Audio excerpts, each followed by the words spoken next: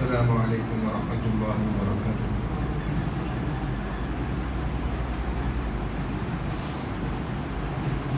الحمد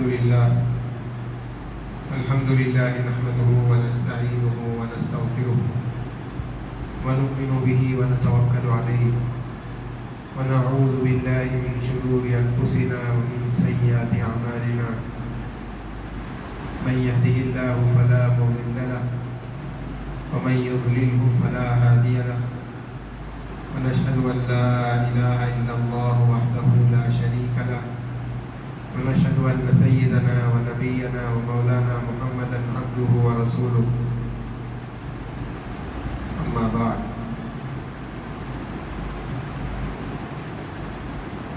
أعوذ بالله من الشيطان الرجيم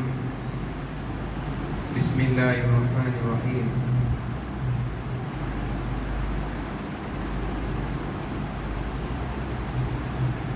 يا أيها الذين آمنوا لا تكونوا كالذين كفروا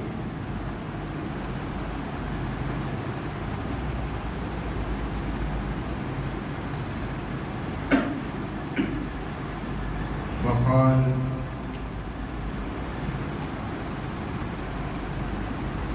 لا تتخذوا اليهود والنصارى أولياء قال النبي صلى الله عليه وسلم من تشبه بقوم فهو منهم أو كما قال عليه الصلاة والسلام۔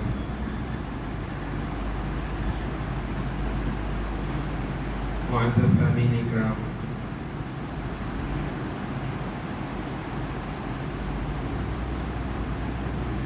اللہ تبارک و تعالیٰ نے دنیا میں جتنی مخلوقات پیدا کی ہیں، چاہے وہ انسانوں میں سے ہو، جنات میں سے ہو، نباتات، جمادات، حیوانات، کوئی سی بھی مخلوق، اللہ تبارک و تعالیٰ نے ان سب مخلوقات کے درمیان میں فرق رکھا۔ اس کے اندر بہت ساری حکمتیں ہیں۔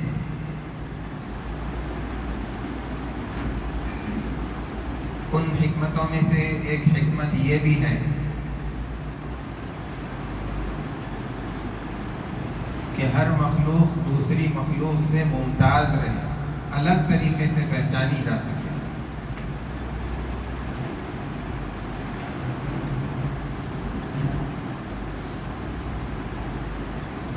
اور ہر ایک کی جو خصوصیت ہے انسان اس کو جان سکے۔ اگر ان مخلوقات کے درمیان میں فرق نہ رکھا جاتا تو مخلوقات کی شناخت مشکل ہو جاتی۔ پھر انسانوں کے اندر بھی اللہ تبارک و تعالیٰ نے مرد اور عورت، جانوروں کے اندر شیر، بکری، بندر، گدھا، مختلف شکلوں والے حیوانات، پرندوں کے اندر مختلف، اسی طریقے سے ہری گھاس اور زعفران، مختلف شکل، مختلف رنگ، مخلوقات کے اندر اللہ تبارک و تعالیٰ نے فرق رکھا تاکہ ان کی شناخت ہو سکے۔ یہی بات دنیا کے اندر رہنے والے اقوام کے اندر پائی جاتی ہے۔ ہر قوم دوسری قوم سے ممتاز ہے، الگ ہے، اس کی اپنی ایک آئیڈینٹی ہے، شناخت ہے، اور اسی فرق کی وجہ سے ایک قوم، ایک ملت دوسری ملت سے ممتاز ہو جاتی ہے، اور اس فرق کے اندر انسان کے ظاہر کو بڑا دخل ہے۔ کسی قوم کا ظاہر کچھ الگ نظر آتا ہے، کسی کا کچھ الگ نظر آتا ہے، مسلمانوں کا ظاہر کچھ اور ہے۔ اس طریقے سے جتنے مذاہب کے ماننے والے دنیا کے اندر رہتے ہیں، ساروں کا ظاہر الگ الگ ہے۔ غیر مسلموں کا الگ ہے، یہودیوں کا الگ ہے، عیسائیوں کا الگ ہے، مسلمانوں کا ظاہر الگ ہے۔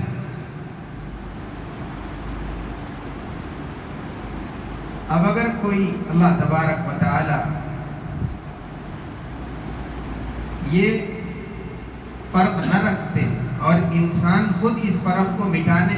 دیتا، اپنے حلیے کو باقی نہ رکھتا، اپنی پہچان کو باقی نہ رکھتا، تو یہ اس قوم کے لیے، اس مذہب کے ماننے والوں کے لیے ذلت اور رسوائی کی بات ہے۔ بلکہ یہ چیز کہ آدمی خود اپنی آئیڈینٹی کو مٹا دے، یہ اس مذہب کو، اس قوم کو ہلاکت تک لے جانے والی چیز ہے۔ اسی لیے اللہ کے نبی صلی اللہ علیہ وسلم نے مسلمانوں کو اس ہلاکت سے بچانے کے لیے آپ نے ارشاد فرمایا، من تشبہ بقوم فہو منہم، جو آدمی جس قوم کی مشابہت اختیار کرے گا وہ انہی میں سے سمجھا جائے گا۔ اب یہاں پر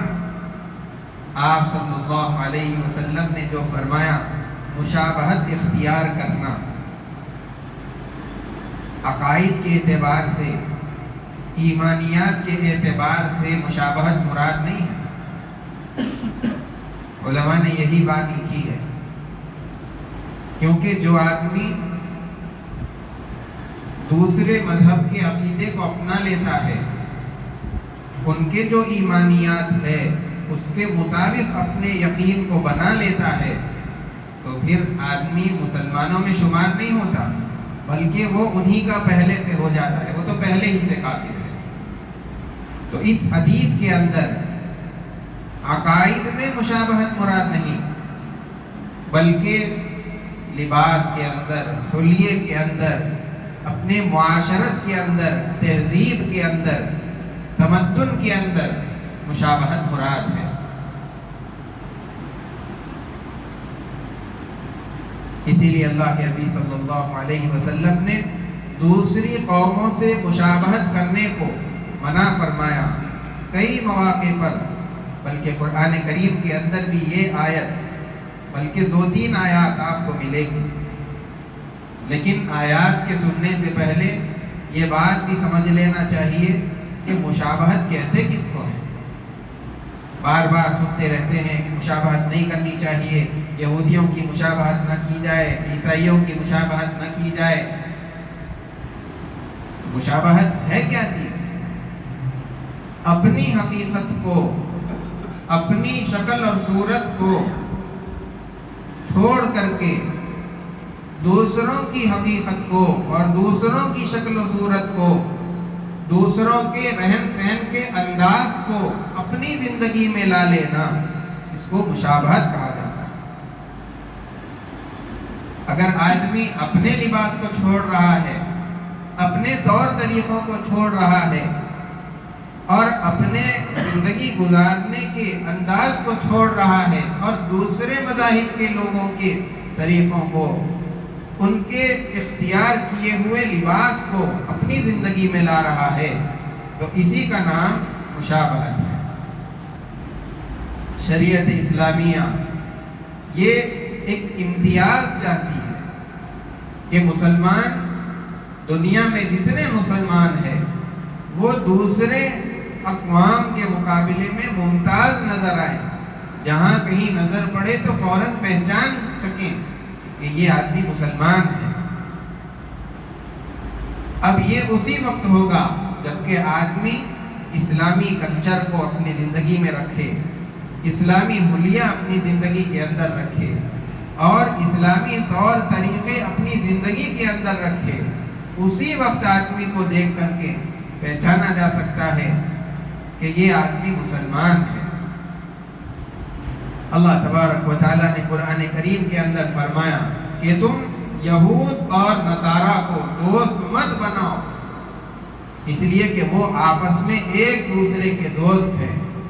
اور جو آدمی ان کو دوست بنائے گا وہ انہی میں سے ہو جائے گا۔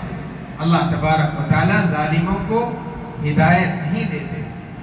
ان اللہ لا یہدی القوم الظالمین۔ اور اسی طریقے سے ایک اور آیت کے اندر اللہ تبارک و تعالیٰ نے فرمایا کہ تم کافروں کی طرح سے مت ہو جاؤ، لا تکونوا کالذین کفروا، ان کی طرح سے اپنی زندگی کو مت بناؤ۔ اللہ کے رسول صلی اللہ علیہ وسلم نے بھی یہ فرمایا کہ جو اسلامی ملت اسلامیہ کے طور طریقوں کو چھوڑ کر کے کسی دوسری ملت کے طریقوں کو اپناتا ہے، اپنی زندگی کے اندر لاتا ہے، تو وہ ہم میں سے نہیں۔ ایک اور موقع پر آپ صلی اللہ علیہ وسلم نے یہ بات فرمائی تھی کہ جو آدمی دوسرے قوموں کی مشابہت کرتا ہے تو وہ انہی میں سے ہے۔ تو آپ صلی اللہ علیہ وسلم بھی یہ فرما رہے ہیں کہ مسلمانوں کا ایک اپنا امتیاز ہے، ان کی ایک شان ہے، اور قرآن بھی یہ کہہ رہا ہے کہ تم کفار کے، یہود اور نصارہ کے طریقے پہ مت جاؤ، تم کو جو طریقہ دیا گیا ہے اس پر مضبوطی کے ساتھ قائم ہو جاؤ۔ اور اسی طریقے سے صحابہ اکرام رضوان اللہ تعالی علیہم اجمعین، انہوں نے بھی حضرت عمر رضی اللہ تعالیٰ عنہ کے زمانے میں انہوں نے بڑی کوششیں فرمائی۔ جب اسلام پھیلنے لگا، عرب سے نکل کر عجمی علاقوں کے اندر جب اسلام جانے لگا، دائرہ وسیع ہونے لگا، حضرت عمر رضی اللہ تعالیٰ عنہ کو یہ خدشہ ہوا کہ کہیں ایسا نہ ہو کہ جو مسلمان عجمیوں کے ساتھ رہنے سہنے لگے ہیں، ان علاقوں کے اندر جا کر کے بس گئے ہیں، کہیں ایسا نہ ہو کہ یہ لوگ اپنے طور طریقے کو چھوڑ کر کے عجمیوں کے طریقوں کو اپنا لیں اور اپنی زندگی کے اندر لے کر آ جائیں۔ اسی لیے حضرت عمر رضی اللہ تعالیٰ عنہ اپنے خطوط کے ذریعے سے، اپنے پیغامات کے ذریعے سے ان علاقوں کے اندر رہنے والے مسلمانوں کو تاکید فرمایا کرتے تھے کہ تم اپنی زندگی کو عیش اور مستی کے اندر مت لگا دینا، اور عجمیوں کے طریقوں کو اپنی زندگی میں مت اپنانا، بلکہ جو طریقے پر اللہ کے رسول صلی اللہ علیہ وسلم ہم کو چھوڑ کر کے گئے ہیں، زندگی گزارنے کا جو طریقہ حضور نے ہم کو سکھلایا ہے، اسی طریقے پر رہتے ہوئے ان علاقوں کے اندر کام کرنا۔ اور پھر اتنا ہی نہیں، بلکہ دارالاسلام کے اندر رہنے والے، اسلامی مملکت کے اندر رہنے والے جو ذمہ لوگ تھے، یعنی جو یہود اور نصارہ جو دارالاسلام کے اندر رہتے تھے اسلامی مملکت میں، ان لوگوں کو بھی کئی ساری ہدایات حضرت عمر رضی اللہ تعالیٰ عنہ کی طرف سے تھی۔ الغرض حضرت عمر رضی اللہ تعالیٰ عنہ کا ایک واقعہ یہ لکھا ہے کہ حضرت ابو عثمان نہدی، وہ آذربائیجان کے اندر رہنے والے، حضرت عمر رضی اللہ تعالیٰ عنہ کا ایک خط ان کے یہاں پہنچا، اور اس کے اندر بہت ساری ہدایات اور احکامات امیر المؤمنین کی طرف سے لکھی ہوئی تھی۔ ایک ہدایت اس کے اندر یہ بھی تھی کہ تم کفار کے، اہل شام کے طور طریقے سے دور رہو، اس کو اپنی زندگی میں جگہ مت دو۔ اسی طریقے سے ایک مرتبہ حضرت ابو موسیٰ اشعری رضی اللہ تعالیٰ عنہ اور حضرت عمر رضی اللہ تعالیٰ عنہ کے درمیان میں کچھ گفتگو ہوئی۔ حضرت ابو موسیٰ اشعری رضی اللہ تعالیٰ عنہ نے بتایا کہ میں نے اپنے پاس ایک نصرانی آدمی کو لکھنے کے کام پر مقرر کیا ہے، ملازم رکھا ہے۔ حضرت عمر رضی اللہ تعالیٰ عنہ نے فرمایا کہ ابو موسیٰ، تم کو کیا ہو گیا؟ تم نے یہ کیا کر دیا؟ اپنے پاس کیا چیز رکھ لی؟ کیا تم کو مسلمان لکھنے والا نہیں ملا کہ تم نے ایک نصرانی کو رکھ لیا؟ حضرت ابو موسیٰ اشعری رضی اللہ تعالیٰ عنہ نے بتایا کہ مجھے تو اس کے کتابت سے کام ہے، وہ میرا لکھنے کا کام کرتا ہے، اس کے مذہب سے مجھے کوئی لینا دینا نہیں ہے۔ حضرت عمر رضی اللہ تعالیٰ عنہ نے فرمایا کہ جس قوم کو، جس مذہب کے ماننے والوں کو اللہ تبارک و تعالیٰ نے ذلیل کیا، ان پر لعنت بھیجی، میں اس کی تکریم برداشت نہیں کر سکتا، میں اس کا اکرام نہیں کر سکتا، اور اللہ تبارک و تعالیٰ نے جس قوم کو دور کر دیا میں اس کو قریب نہیں کر سکتا۔ تو اس طریقے سے حضرت عمر رضی اللہ تعالیٰ عنہ نے بھی اور تمام ہی صحابہ اکرام رضوان اللہ تعالیٰ علیہم اجمعین نے اسلام کے طور طریقے کو اپنی زندگی میں زندہ رکھا، اور اسلام کی تہذیب، اسلام کے رہنے سہنے کا ڈھنگ، ان ساری چیزوں کو اللہ کے رسول صلی اللہ علیہ وسلم نے بھی تاکید سے فرما دیا کہ اپنی زندگی میں دوسری قوموں کے طور طریقوں کو، ان کے حلیے کو اور ان کے کسی بھی چیز کو اپنی زندگی میں جگہ مت دینا۔ اور صحابہ اکرام رضوان اللہ تعالیٰ علیہم اجمعین نے بھی موقع موقع سے اس کی مثالیں امت کے سامنے پیش فرمائی ہے۔ آدمی سے متعلق دو چیزیں ہیں۔ آدمی جو کام کرتا ہے، ایک تو وہ کام ہے جو اضطراری ہے۔ اضطراری کام سے مراد ایسا کام جس کے اندر آدمی کو کوئی دخل نہیں ہوتا، بلکہ وہ خود بخود ہو جاتا ہے، جیسے کہ آدمی کا پیدا ہو جانا، آدمی کا موٹا ہونا، دبلا ہونا، خوبصورت ہونا، بدصورت ہونا، پھر آدمی کا چہرہ، اس کے ہاتھ، اس کے پیر، اس کے کان، ناک، اور اسی طریقے سے بدن کو پیش آنے والی چیزیں جیسے کہ بھوک کا پیش آنا اور پیاس کا لگ جانا، نیند کا آ جانا، یہ چیزیں ایسی ہیں جس کے اندر انسان کو کوئی دخل نہیں ہے۔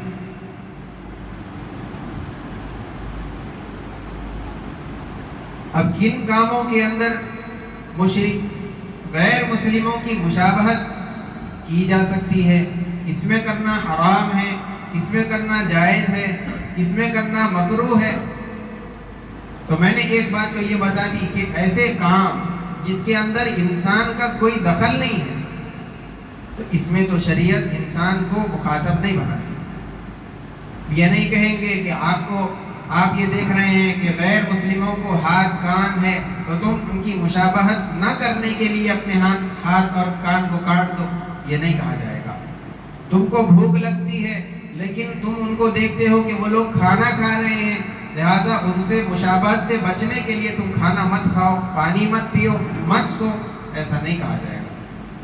اس لیے کہ اس کے اندر انسان کا اختیار نہیں ہے۔ تو جن کاموں کے اندر انسان کا اختیار نہیں ہے، شریعت ان کاموں کے بارے میں انسان کو چھوڑ دیتی ہے اور اس سلسلے میں انسان سے کوئی حکم بیان نہیں کرتی۔ اور دوسرا کام ہے اختیاری، جو آدمی اپنی مرضی سے کر سکتا ہے، آدمی چاہے تو کرے چاہے تو نہ کرے، اس کو اختیاری کام کہا جاتا ہے۔ اور پھر اختیاری کام کے اندر بھی دو چیزیں ہیں، ایک تو یہ کہ وہ کام یا تو مذہبی ہوگا یا معاشرتی ہوگا۔ مذہبی کام جیسے کہ گلے کے اندر کراس مارک لگانا، یا اسی طریقے سے جو ہمارے بھائی جو ہندو ہیں وہ لوگ قشقہ لگاتے ہیں، بٹو جس کو کہا جاتا ہے، یہ چیز ہے۔ یا اسی طریقے سے جو سکھ ہیں اپنے ہاتھ کے اندر لوہے کا کڑا پہنتے ہیں، تو یہ مذہبی امور ہے۔ ان مذہبی امور کے اندر شریعت اجازت نہیں دیتی کہ آپ ان کی مشابہت کریں، ان کا کرنا حرام ہے۔ اور اس کے علاوہ دوسرے کام جو ہے وہ معاشرتی کام ہے۔ پھر معاشرتی کام اگر لے لیے جائیں تو اس کے اندر بھی دو چیزیں نکلتی ہیں۔ ایک صورت یہ کہ وہ کام سے شریعت نے روک دیا، جیسے کہ پیروں کے نیچے ٹخنے سے نیچے اپنا شلوار لٹکانا، لنگی نیچے تک پہن لینا، یا پھر ریشم کا کپڑا استعمال کرنا، شریعت نے اس سے منع کر دیا۔ تو یہ جن کاموں سے شریعت نے منع کر دیا ہے، ان کاموں کے اندر بھی آدمی غیروں کی مشابہت نہیں کر سکتا، ان میں مشابہت کرنا حرام ہے۔ اور حرام اس لیے ہے کیونکہ شریعت نے ان چیزوں سے منع فرمایا۔ اور اگر شریعت نے جن کاموں سے منع نہیں کیا بلکہ اس کے اندر چھوٹ دے دی، اور اگر ان کاموں کو دیکھیں گے تو پھر اس کے اور دو صورتیں نکلتی ہیں۔ ایک تو یہ کہ وہ کام دوسرے قوموں کی شعار، ان کی علامت، ان کی نشانی بن گئی ہو، جیسے کہ خاص انداز میں سکھ پگڑی باندھتے ہیں،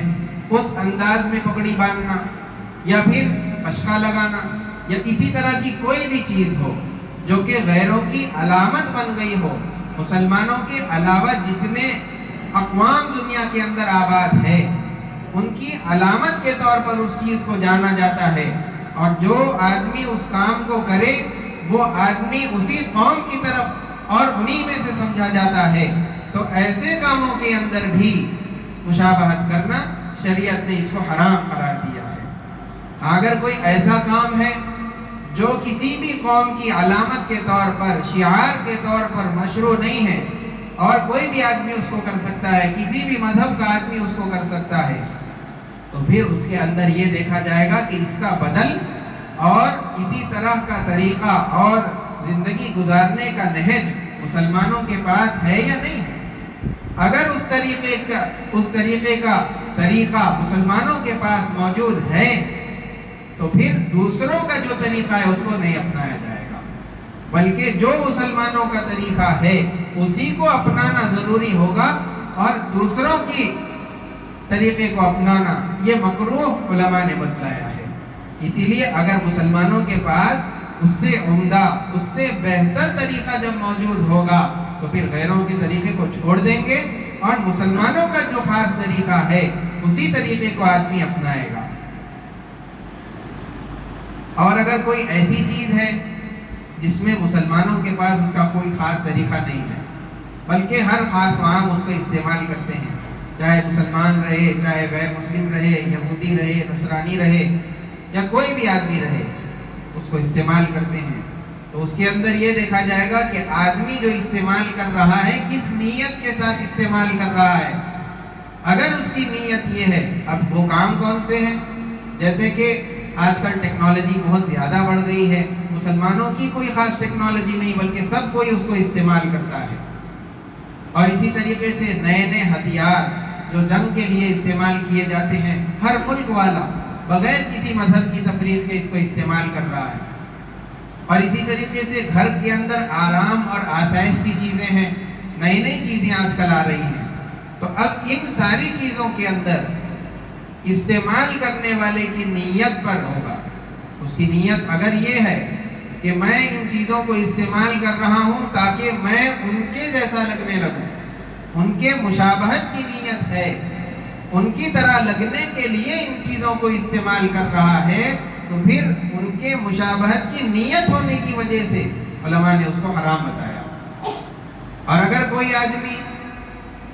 محض اپنی ضرورت کو پورا کرنے کے لیے، اپنی زندگی کو آسان کرنے کے لیے ان چیزوں کو استعمال کرتا ہے اور زندگی میں اختیار کرتا ہے، تو پھر اس کے اندر اجازت ہے، آدمی اس کو استعمال کر سکتا ہے.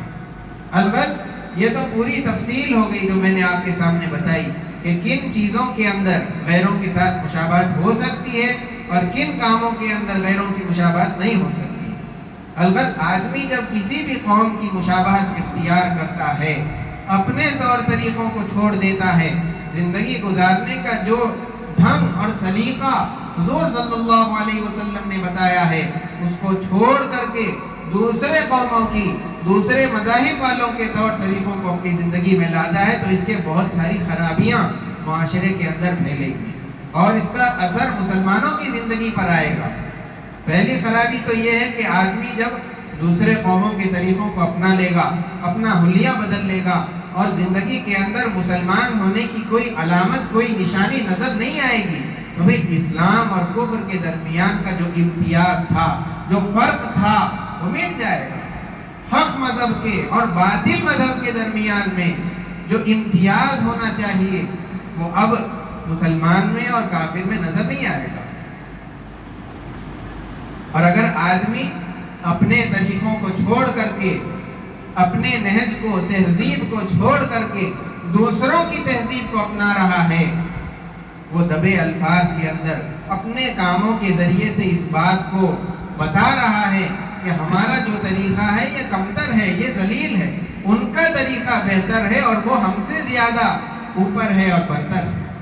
اس بات کا اعتراف کر رہا ہے، حالانکہ اللہ کے رسول صلی اللہ علیہ وسلم کا جو طریقہ ہے اس کے اوپر کوئی طریقہ نہیں ہو سکتا. آپ صلی اللہ علیہ وسلم کا بتایا ہوا طریقہ دنیا کے اندر زندگی گزارنے کے لیے سب سے کامیاب طریقہ ہے۔ آدمی زندگی اس طریقے کے مطابق گزارے تو دنیا بھی چمکے گی، آخرت بھی چمکے گی۔ الغرض اس کے علاوہ جب آدمی کفار کے ساتھ مشابہت اختیار کرتا چلا جاتا ہے اور اس نیت کے ساتھ کرتا ہے تو پھر آہستہ آہستہ کفار کے ساتھ، دوسرے مذاہب والوں کے ساتھ اس کا دل لگنے لگتا ہے اور ان کی طرف مائل ہونے لگتا ہے، اور نتیجے کے اندر جو اسلامی زندگی گزار رہے ہیں، جو اسلامی تہذیب کے مطابق اپنی زندگی کو چلا رہے ہیں، طور طریقوں کو اسلام کے مطابق اپنی زندگی کے اندر رکھے ہوئے ہیں، ان کی حقارت، اسلام کے مطابق زندگی گزارنے کا جو طریقہ ہے اس طریقے کی حقارت اس آدمی کے دل کے اندر پیدا ہوگی، اور پھر نتیجتاً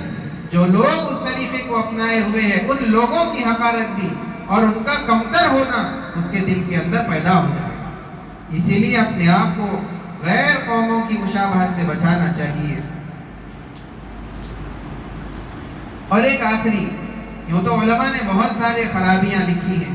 ایک آخری بات یہ ہے کہ آدمی جب دوسرے قوموں کی مشابہت کو اختیار کرتا ہے تو اس کی وجہ سے جو اسلامی احکامات ہیں ان احکامات کو جاری کرنا بھی مشکل ہو جاتا ہے۔ جیسے کہ اگر کوئی داڑھی والا، ٹوپی والا، کرتا شلوار پہن کر کے سامنے سے جا رہا ہے، کوئی آدمی دیکھے پہچان جائے گا کہ آدمی مسلمان ہے، فوراً سلام کرے گا۔ اکثر ہم کو بھی یہ ہو جاتا ہے کہ سامنے سے لوگ آتے ہیں لیکن نہ ٹوپی ہوتی ہے، نہ چہرہ ہوتا ہے، نہ کرتا پیجامہ، دیکھنے سے کسی بھی طرف سے مسلمان معلوم نہیں ہوتا۔ اب ہم تردد میں ہو جاتے ہیں کہ اس کو سلام کریں یا نہ کریں، یہ مسلمان ہے یا غیر ہے پتہ نہیں چلتا، لیکن جب وہ آ کر کے خود سامنے سے سلام کرتا ہے تو معلوم ہوتا ہے کہ مسلمان ہے۔ تو اس طریقے پر جب آدمی اپنے حلیے کو، اپنے پوری زندگی کو بدل ڈالے گا، اسلامی طور طریقے پر نہیں رکھے گا، تو پھر اسلام کے جو احکامات ہیں ان کا جاری کرنا بھی مشکل ہو جاتا ہے۔ بہت ساری جگہوں پر ایسا واقعہ ہوتا بھی ہے کہ اگر کوئی آدمی مر جائے، اس کو پہچاننے والا نہ ہو اور اس کی کوئی خاص ایسی نشانی بھی نظر نہ آئے جس سے یہ مسلمان ہے یا غیر ہے معلوم نہ کر سکے، تو پھر آخر میں کیا کرنا پڑتا ہے سب کو ہی جانتا ہے۔ اسی لیے اپنی زندگی کو اپنے رسول صلی اللہ علیہ وسلم کے بتائے ہوئے طریقوں کے مطابق رکھیں،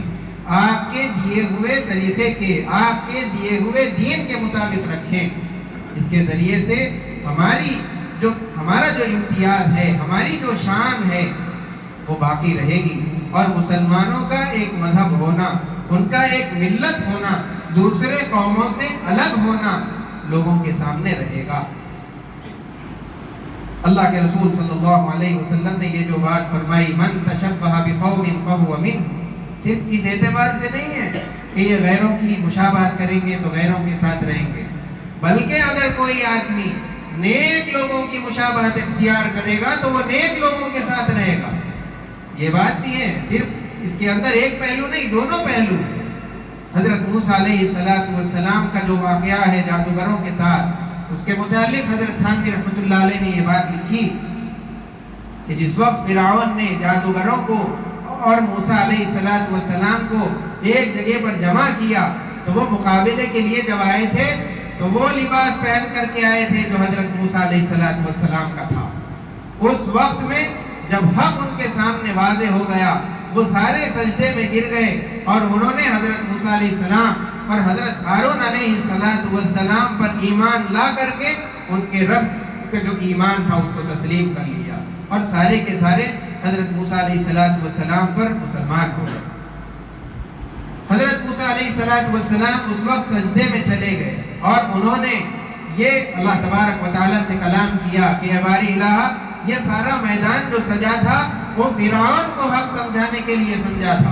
سجایا گیا تھا، لیکن یہ معاملہ کیا ہو گیا؟ اس نے تو ایمان نہیں لایا اور یہ سارے جادوگر مسلمان ہو گئے۔ حضرت اللہ تبارک و تعالیٰ نے یہ بات فرمائی، اے موسیٰ سن لو کہ یہ جو جادوگر تمہارے مقابلے کے لیے آئے تھے یہ تمہارا حلیہ بنا کر کے آئے تھے، اور ہماری غیرت یہ گوارا نہیں کری کہ جو ہمارے پیارے کا حلیہ بنا کر کے آ جائے ہم اس کو محروم لوٹا دیں، اسی لیے ہم انہیں ان ساروں کو ہدایت دے دی اور اپنے پر ایمان لانے کی ان کو توفیق بخشی۔ لیکن فرعون کے اندر مشابہت کی ذری سی بھی جھلک نہیں تھی، اس لیے ہم نے اس کو ہدایت سے محروم کر دیا۔ اسی لیے آدمی کو چاہیے کہ نیک صالحین کا، جو اللہ والے ہیں، جو اسلام کا صحیح راستہ بتاتے ہیں اور جنت اور جہنم کو صاف صاف آپ کے سامنے بتا کر کے رکھتے ہیں، ان کے مطابق اپنی زندگی کو، ان کے حلیے کے مطابق اور ان کی طرح بننے کی آدمی کو کوشش کرنا چاہیے۔ آج آدمی مغربی تہذیب کو اپنانے کی کوشش کر رہا ہے اور یہ سمجھ رہا ہے کہ میں اگر اس طریقے پر چلوں، اپنی زندگی کو ان کے نہج پر لا لوں گا تو میں کامیابی کے مرتبوں پر چلا جاؤں گا۔ یاد رکھ لیجئے،